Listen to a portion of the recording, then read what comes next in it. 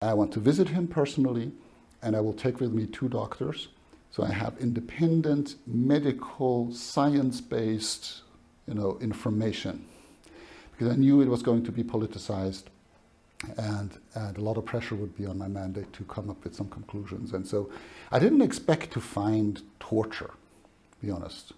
I thought, well, this is, the UK, they've arrested him, they'll treat him well, maybe there's some issues, procedural issues, but I was genuinely shocked then that we found all the symptoms that you would find typically in a person who has been exposed to psychological torture. And in that context, I have to stress that psychological torture is by no means torture light.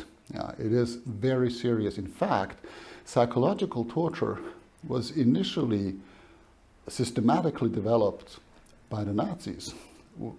When they were not able to break resistance fighters with physical means, they developed psychological torture because it was even worse. So psychological torture is a way of torture that aims directly at your personality. All torture wants to manipulate your mind. They want to get you to confess. They want you to intimidate you. It's always about your mind in the end. But traditional means of torture go through physical pain and suffering in order to convince you to confess. Psychological torture tries to get you to a regression, to destabilize your mind and your emotions to the point where you regress to the level of childhood, and your emotional attachment starts to be transferred to the torturer. And it sounds incredible, but it works. That's why people are isolated from outside influences. So they are focused entirely on the torturer, and their feelings will be manipulated. They will be rewarded and punished according to arbitrary schemes. They will be destabilized. They will be put in constant anxiety. And in the end, it causes the personality to regress and to collapse. Now, there are various variations of this. I think in the case of Julian Assange, what we've seen here is that someone who has been systematically isolated socially and then also increasingly physically, that has been exposed to an intense and concerted campaign of defamation that he was not allowed to defend himself against, so which obviously also was connected with a lot of shame and humiliation. That's an inherent part of psychological torture. And then this constant anxiety to be extradited to a country where he will be subjected to draconian punishments for having conducted journalism.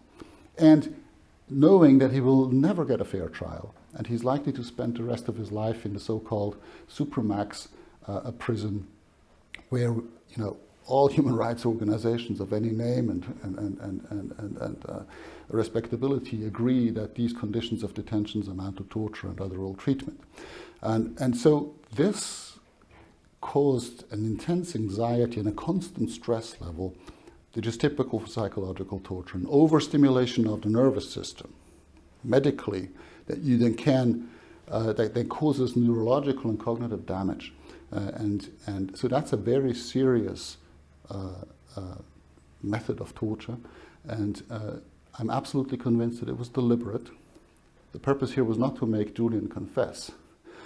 The purpose here was to intimidate the rest of the world, because intimidation is the principal purpose of most torture that's being used in the world. It's not interrogation, because the interrogator knows that if he tortures the victim, he might not get the truth. He's not stupid, but he knows that he will intimidate. For this, torture is very effective, and for this it is being used throughout the world.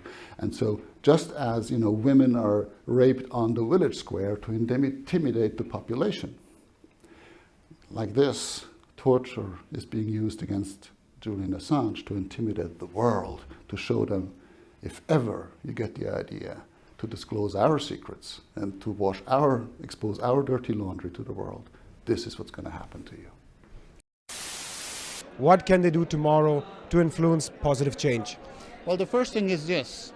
When you're in a dark room, one person switching on the light will make everyone see, right? Don't look for the light somewhere else. Go and switch it on yourself. The second thing you have to realize is that you have power. because the state's power is not the property of the government, it is your property. You are delegating your power to the government, and they need to respond to you on how they're using this power, or they don't deserve it. Secrecy is precisely what prevents this from happening. Yeah? So power plus secrecy means tyranny, because it disempowers the people, it prevents them from exercising control over power. So secrecy is the most dangerous ingredient of governance. Thank you so much for your time. So I was objective, I was neutral, I was impartial. But once I have investigated and I have identified someone as being a torture victim, I'm not neutral between the torture victim and the torturer.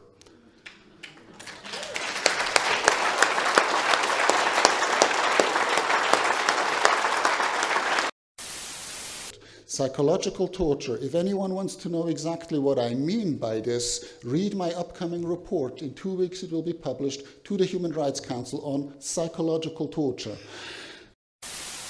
Yes, it is about Julian Assange, but it is much more also about all of you and your children and your families. And 20 years from now, will you still be able to know the truth about what your government is doing? Or when it has become a crime to inform you about what your government is doing with your tax money to other people that have not done anything wrong in their lives? So it is up to us. We have to take our spotlights in our hands and point it at the elephant. Thank you very much.